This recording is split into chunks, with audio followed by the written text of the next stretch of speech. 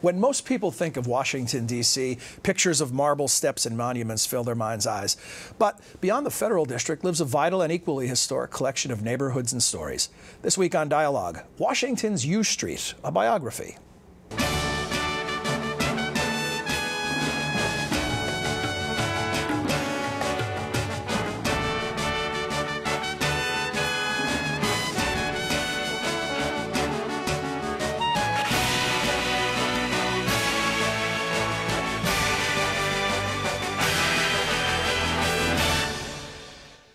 Welcome to the Woodrow Wilson International Center for Scholars in Washington, D.C. I'm John Molesky. Each week, Dialogue explores the world of ideas and issues in international affairs, history, and culture. Our guest this week is Blair Ruble. Blair is the director of the Kennan Institute and of the Comparative Urban Studies program at the Wilson Center. Additionally, he is the author of several books about the governance of cities worldwide, and it's in that capacity that he joins us today to talk about his newest work, Washington's U Street, a biography. Available in bookstores now. Thank you, Blair. Thank you, John. Thanks for joining us. And I have to say, I thoroughly enjoyed reading this book. Well, thank you. Really, I thought I knew a lot about the neighborhood, and I found out I didn't know nearly as much as I... Well, it's a fascinating neighborhood that has many layers in it that many of them have been obscured. So it's big story with a lot of moving parts. Exactly. Yeah, epic. And you did it justice, I have to say. Thank you. And I'm wondering, where'd you get the idea to write the book? Was it your idea, or did the book agent approach you? How did this come about? Well, like a lot of good ideas, it came in a club. My wife and I frequent jazz clubs around 14th and U, and one night about 8 or 10 years ago, we were having a conversation with the people who hang out there, and there was a real edge to the conversation that night. And it happened to be the week that a new high-end condominium had opened up across the street. And they were talking about how they were losing the neighborhood and how much the neighborhood meant to them. And I remember thinking, this is a great story, and it needs to be told. So I really need to thank them, thank the musicians who were there that night for cluing me in. You're pursuing your hobby, jazz, and there was a good idea, yeah. How long ago was this? It would have been probably about 8 years ago. I would have guessed that. This is a book that took some time. Lots of research. It did take some time. Yeah. But it was a lot of fun. I mean, it's a really interesting, fascinating story. And you mentioned in the book early on that you feel you're an outsider, that you're writing as an outsider. Explain that to us. What do you mean by that, and what were the advantages and disadvantages of approaching this story as an outsider? Well, at one level, this is not my story. This is a story about an African-American neighborhood in Washington, D.C. that is important to a community of people who really feel proprietorship for the community. And here I come. I'm not a historian. I'm not a specialist on the United States. I'm a specialist on Russia. I'm white. I'm from New York. This is my adopted hometown. It's not my hometown. And I really felt, I always had to keep in mind the fact that it's not my story. It's somebody else's story. And that there are advantages to coming at it from the outside. These are advantages which I hope I've learned writing about Russia, another place where I'm an outsider. But there are disadvantages. It's not. It can never really be my story, and I can't claim that it is. But it's, in some ways, you're a quintessential Washingtonian, that you came from somewhere else, one of the native born. But this city is made up of people from all over, not just the country, but all over the world. Well, I think that's actually one of the interesting parts of the story. There is this kind of mythology that Washington is a place of people who come from elsewhere, who stay here and leave. But when you take a look, particularly at African-American Washington, these are people whose, in many cases, their families have been here for generations. And what's interesting about this story is, at the turn of the 20th century, many of the key people came from elsewhere to be here because of Howard University, because of the institutions that were there, the opportunities that were here. And there is a capacity this city has, which I think is undervalued, to turn people into Washingtonians. And I think that's actually an interesting part of the story. It certainly is, and that struck me because I have to admit I was one of these people who viewed D.C. as in some ways not a real city like others. Right. There's something different about it, and probably because this amalgam created by the federal government settling in here. But it is a city. It's just like all the other cities that you study around the world. Well, it has a history. It has natives. It has local pride. It has all those things. Well, the notion that it's not a real city is actually something that got under my craw a while ago. I mean, this probably one reason why I was attracted to You think there's the racism story. involved in that? Well, definitely race is part of the story. And I think what's important to understand when we say race is part of the story, it's not that individuals who say that are racist. It's really much more complicated and I think insidious, and I argue in the book it's more insidious. It's the underlying institutional structure of the city, the absence of home rule, the fact that it's the only place in the United States where residents are subjects, not citizens in the fullest sense. It does have to do with race, the way Congress lorded itself over the city, even beyond what was necessary, the congressional, constitutional requirements. And the attitude itself reflects a denigration of the people who are living here. And I think that was perpetuated for so long a time because a lot of the people who lived here and for much of history, most of the people who lived here were African American. So I don't think that somebody who says that is being individually a racist, but I think that the general attitude is a product of a history of racial separation that goes back to the beginning. This city is built on land where African American slaves worked for plantation owners. So it's been here from the very beginning. We'll get into some of the particulars, obviously, as our conversation progresses. But before we do that, I want to ask you sort of the big overlying question. What does U Street represent that, beyond its own uniqueness and its own place in Washington history, what does it represent when you look at urban life around the planet and around the country? Well, I think U Street is an example of a really important undervalued urban phenomena, which is social scientists talk about zones of contact, places where great mixing takes place. Places not necessarily where people want to be with one another, but they're forced to be with one another, and out of that comes a reaction that's very creative. And many times these neighborhoods are on the fringe. They look a little bit seedy, and I think of them as the wetlands of urban life. They're really rich and can reinvigorate and nurture community life, urban life, national life, but they're places that also can be a little bit off-putting for outsiders. So when people come in with ideas about how they're going to reform or rebuild a city, these are the first places they want to drain the wetlands, as it were. And I think it's important for that point of view. And then I think there's a second story which I try to tell in the book, which really comes from a Russian author named Olga Grushin, but it's the idea that one of the greatest achievements of humankind is to create beauty in the face of folly and violence. And this is definitely the U Street story. It's a story of generations of people who were trying to leave their mark on the world by creating their version of beauty in it, in an environment that was full of brutality and folly. You use that a quote from Olga Grushin as a framing device, right, and you come back to it at the end. I was going to read it, but since you brought it up, why don't you read it for us? Okay. There's the quote right there. In spite of all the injustices and horrors and stupidity, beauty always survives. And there will never be a higher mission than making the world richer and purer by adding more beauty to it. That's a fantastic quote. Now, when you started writing the book, did this come to mind, or did you read this later and make the association? Well, there's a personal connection because it turns out Olga is the daughter of a Russian friend of mine. So when I saw the book, I picked it up and I read it about the time I was beginning to write the story, and immediately the connection was made. Well, Blair, here's what I want to do, and I mentioned this to you a bit when I ran into you yesterday, is I don't think we could do this story justice in the limited time we have if we attempted a linear storytelling, because it's sweeping, and we wouldn't have enough time. So rather than do that, since you're a jazz aficionado, we'll sort of do a little improvisation, and I thought of a way that we might try this, almost a little word association. Okay. I'm going to mention some things, and then you give us some stories from the book that relate to it. Reconstruction. Well, Reconstruction is a pivotal period in U Street history.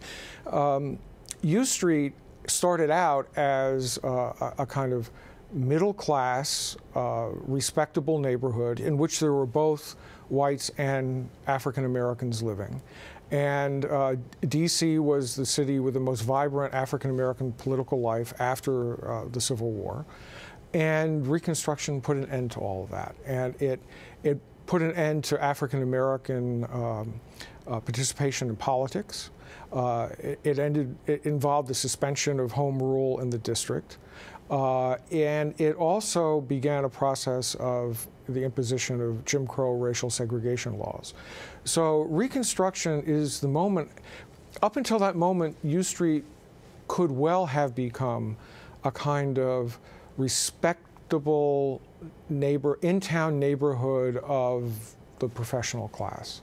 And with Reconstruction, like many other places in the United States, it becomes something very, very different. It becomes the premier neighborhood of a repressed minority. And that's a very different place. And you mentioned segregation. A city like the South is a phrase that you use in the book.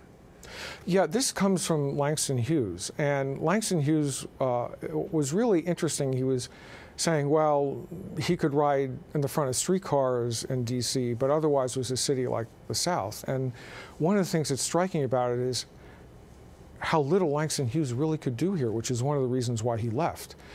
He could roll Easter eggs on the White House lawn on Easter Monday. He could go to the zoo. He could go to baseball games and maybe sit in stands with white people, but that actually, there are different memories about how that worked. And that's about it. And what's more striking is the way segregation was enforced. The National Theater across the street from where we are would hire African Americans to sit at the door and weed out people who were trying to pass. One of the reasons why Ralph Bunche ended up working for the UN rather than the State Department was he was so offended when he tried to bury his children's pet dog and he couldn't bury it in a white pet cemetery. This really was a totally segregated city, and it created a lot of pathologies that still are playing themselves today. out. You mentioned jobs, and talk about a bit how economic development played into the evolution of the area. Well, despite everything that I just said, 19th century Washington was a very good place for African Americans. Lots of work. There was lots of work with the federal government in the Navy Yard. The Navy Yard was very important. There were professional jobs. There were jobs with the federal government. And what is interesting about the class structure of U Street in the 19th century, and the African American community more generally, is it wasn't necessarily how much education your job required. It was whether or not it had permanence to it. So the federal jobs, up until the time Woodrow Wilson actually intervened, the federal jobs provided a steady employment base around which a lot of the other institutions that developed could adhere. Education is a word I want you to react to. Well, education is critical. One of the reasons why this became a premier neighborhood is it had the first and, according to many people, the best African-American public schools in the nation. Which may come as a surprise to a lot of viewers who now visit or view this as a struggling school system. Well, and part of the narrative of the neighborhood and what happens to the neighborhood is the irony that desegregation pulled the plug on a lot of the supports for what made the neighborhood a golden neighborhood at its peak.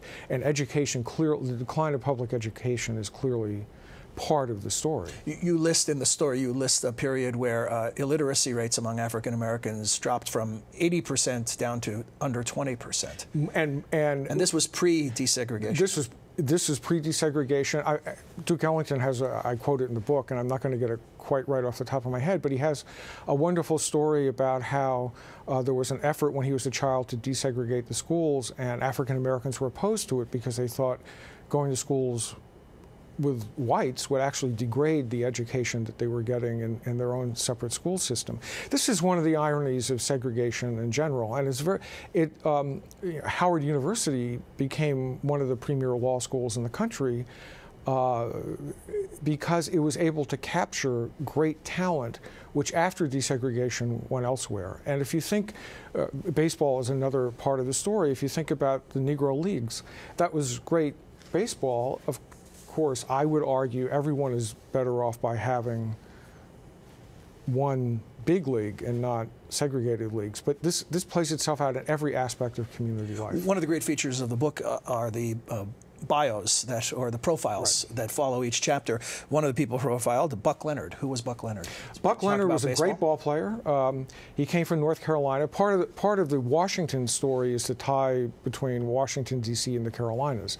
Washington was the city that displaced people from the South, rural South, came to look for jobs. Not just African Americans, whites too. And he was born in Rocky Mount, and he started playing baseball, and he ended up, the Homestead Grays were mostly associated in a lot of people's mind with Pittsburgh, but they played half their games here. He played for them, and he really became a symbol of everything that was good about the community. The Black Lou Gehrig. The Black Lou Gehrig, and people really, his story was like the story of a lot of people in the neighborhood. And of course, now we think of athletes as being sort of put on a pedestal and separated from all of us, but this was done particularly in the Negro Leagues, where the athletes were part of the community. And his presence actually gave a sense of pride. And one of the other aspects of the story is how this incredible city was unknown to most of the people in it. The white press did not cover the Grays, did not cover the Negro Leagues. And so the Grays and people like Leonard, Cool Papa Bell, others, they became sort of the secret of the community. And it made people understand that they had something other people didn't have. I think psychologically that's a very important part of the story. Civil rights, the civil rights story as it relates to U Street. Well, the civil rights story, U Street is integral to the civil rights story. First off, I think if we back up a little bit, there's a very interesting phenomena that the U Street community was divided by class.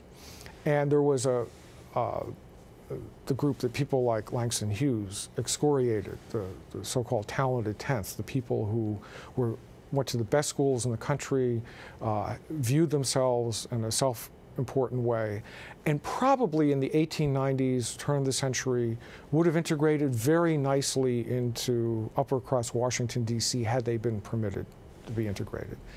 But they were rejected. And Paul Dunbar writes about this. The generation that was born around the turn of the century, Duke Ellington's generation, Langston Hughes' generation, these were people who understood that they could only find a place for themselves in American society if they could find a place for all African Americans. And there's this very powerful generation that reaches adulthood after World War I. Woodson is another member of this community. These are all people who made what was at the time called racial uplift their mission. And the Howard University Law School became the place where the civil rights legal strategy was hatched.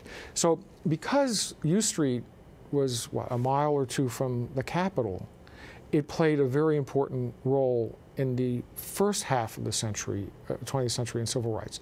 Then the whole issue of home rule and the lack of home rule became a civil rights issue in the 60s. And there was another story which is much closer to our own times, a story of what was called at the time Black Radicalism or Black Power.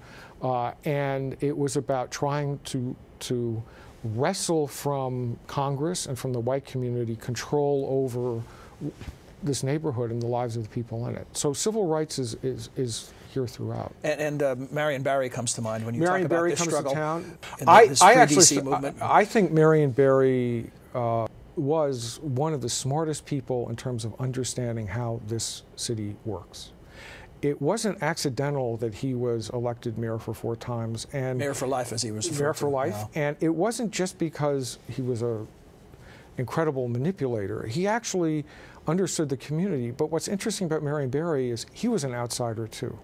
And he came here from the South. He was born in Mississippi, grew up in Tennessee. He was working on a PhD in chemistry. That's something people don't often associate him with. They don't understand that. And he had everything done but the dissertation. Rather than do the dissertation, he wanted to become a civil rights leader. And he took over the SNCC, the Student Nonviolent Coordinating Committee in D.C., and that's how he came to D.C. But he was what in the local jargon was considered a Bama, a kind of country boy, an outsider. And he had to establish himself in this community. And he did that in a way in which a lot of politicians do, but Marion Barry was a master of sort of manipulating his image. I've promised that we would be nonlinear, and we're getting short on time, so I don't want to end this program without giving you a chance to talk about the cultural richness that came out of, you've referenced Duke Ellington a few times, but talk a bit about that. This was really a hotbed for culture. Well, I think that's the big part of the story and why I began with Olga Grushin. You had Howard University, you had the literary people around Howard University, you had an educated reading public. So it was a wonderful area for writers to be in. You had clubs, you had music, you had the organization of what became known as the Chitlin circuit, the vaudeville circuit that was here. The Howard Theater, until the Apollo in New York sort of turned into, opened up and took off, was the leading African-American theater. So there was an arts community, but what is really impressive about it is it nurtured younger people growing up in the community to engage in the arts. And I think that's why it's such a rich and important history.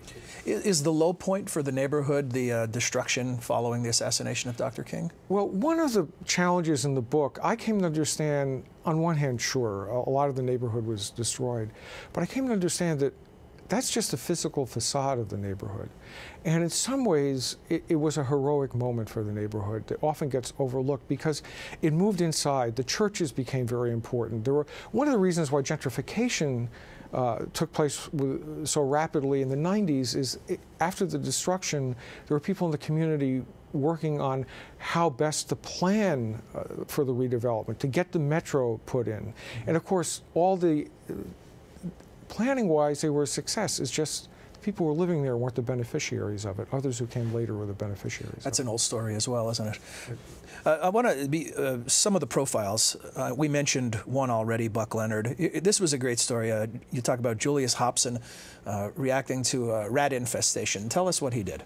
Well, I actually remember. Tell us who he was a local activist. He was a pilot in the Air Force during World War II. He became a statistician, went to Columbia, and had an angry chip on his shoulder about white people. And he was living here, he was working in the federal government, and he was very upset that his kids were going to substandard schools when there were perfectly nice white schools right nearby. And he became a community activist, and he brought lawsuits which really undid the way D.C. schools worked. He eventually ran for vice president with Dr. Spock, and I think it was the Green Party. So he became a political activist, and he was a showman. He really understood how to play the media, and he wanted to get rats removed, so he would capture rats and put them on the hood of his car in a cage and drive over to Georgetown and threaten to release them in Georgetown. Which is a great Now, I picked one of my favorite stories. Pick one of yours. Who's a character from the book that resonates with you? Well, my favorite story is not a person of the neighborhood, but it's about the neighborhood. It's about Lyndon Johnson. Okay. And the city is burning down in 1968, and you could smell it in the White House office. And everybody is terrorized. Where is this going to end? Where are people going to go?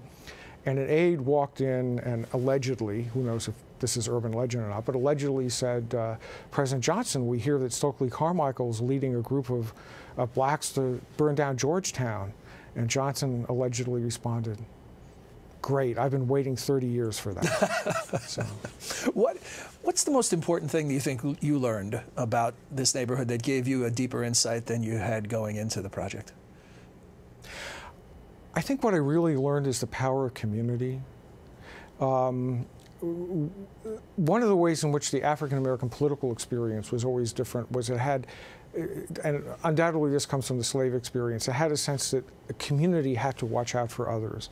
And it's a story of great individuals, but those individuals are all products of a community that supported them. And I think that's the most powerful message of the book in the end. And where is the neighborhood today? Where is your street today? It's hot, the new you. It's the place where gentrifying 20-year-olds go, 25-year-olds. And that's, of course, a source of tension. But when I was finishing up the book, I was on an Austrian Airlines flight coming out of Russia, and the magazine had a cover story, U Street, the hot neighborhood. And that's what the neighborhood allegedly is. But what's Why do you say allegedly? Because a lot of the people who have been there all along are still there. Like the people who set me off this path when I was at Twins Jazz Club, they haven't really given up on the neighborhood either. And the challenge is going to be how much they will, in the end, shape what happens in the future. There's one way to interpret the narrative is this is about U Street, but it's also the story of America, certainly American cities. Where does this fit in the annals of American history, the story of this neighborhood and this street? Well, I think, and I say this in the book, I think it's emblematic of urban African America. It was one of the major centers with Bronzeville in Chicago and Harlem in New York. There are equivalent of U streets in many American cities, which in different ways played a similar function in their communities, gave birth to remarkable people. And I think that in that sense, it's very emblematic of the larger American story of race and the city in the United States. Is the future bright? Is the future bright? The future is bright in the sense that this is a neighborhood that will be diverse, it'll be vital, it'll be economically productive. It has become and will remain, I think, for a long time, a center and focal point of city life. But there's something that's been lost too. And what's been lost is well, basically the people who created this great story. You begin the book quoting Olga Grushin. Your last line in the book, the value, referring to U Street, the value of its future incarnations will be found in whether or not the people who make U Street new will continue to add beauty to the world. I think that's a central question. Will this still be a place that creates beauty, or does it just consume culture that somebody else has created? And that's an ongoing story. But Blair, you've told a beautiful story in this book. I want to highly recommend it to our viewers. Terrific read. Thanks very much. Thank you. Best of luck with the book to Blair, but also thanks to you for watching. We'll return next week with another edition of Dialogue. And until then, for all of us at the Wilson Center, I'm John Molesky. Thanks for joining us. We'd like to hear from you. Please send your questions or comments to dialogue@wilsoncenter.org. You can also follow us on Facebook. Search Dialogue Radio and Television. Our host Twitter feed is twitter.com/John Milewski. Dialogue is a co-production of the Woodrow Wilson International Center for Scholars and MHZ Networks. Dialogue is available via broadcast, cable, satellite, and telco on MHZ Worldview throughout the United States. To see how to watch where you live, visit www.mhznetworks.org.